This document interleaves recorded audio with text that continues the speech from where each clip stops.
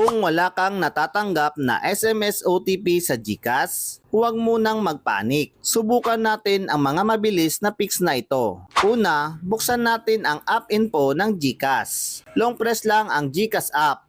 Pagkatapos ay pindutin ang app info. Kung walang lumalabas na app info, pumunta sa settings.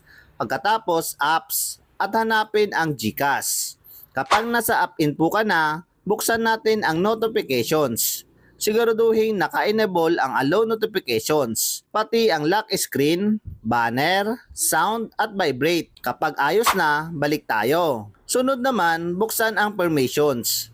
Siguraduhin naka-enable ang mga kinakailangang permission. Kung may nakalagay na remove if unused, i-off natin ito. Pagkatapos, buksan ang battery usage. Siguraduhin naka-enable ang allow background activity para tuloy-tuloy ang pagpasok ng notifications. Habang nasa app info pa rin tayo, pindutin ang force stop. Pagkatapos ay i-confirm. Sunod, buksan ang storage usage. Pindutin ang clear cache lamang. Ngayon naman, i-update natin ang GCash app. Buksan ang Google Play Store, hanapin ang GCash. At kung may available na update, install ang pinakabagong version. Pagkatapos ma-update ang app, i-restart ang iyong phone. Kapag naka-on na ulit ang device, i-check natin ang internet connection. I-on ang airplane mode ng 10 seconds.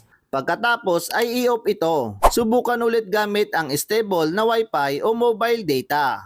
Kung wala pa ring natatanggap na SMS OTP, tandaan na unti-unti nang nire-roll out ng GCash ang in-app OTP para sa ilang users. Dahil dito, maaaring push notification na ang matanggap mo sa halip na SMS OTP. May mga partner services din na maaari pa rin gumamit ng SMS OTP. Kung hindi pa available ang in-app OTP sa account mo, hintayin ang rollout o tingnan ang official GCash Help Center para sa panibagong impormasyon. Sana nakatulong ang gabay na ito. Maraming salamat sa panonood and God bless po.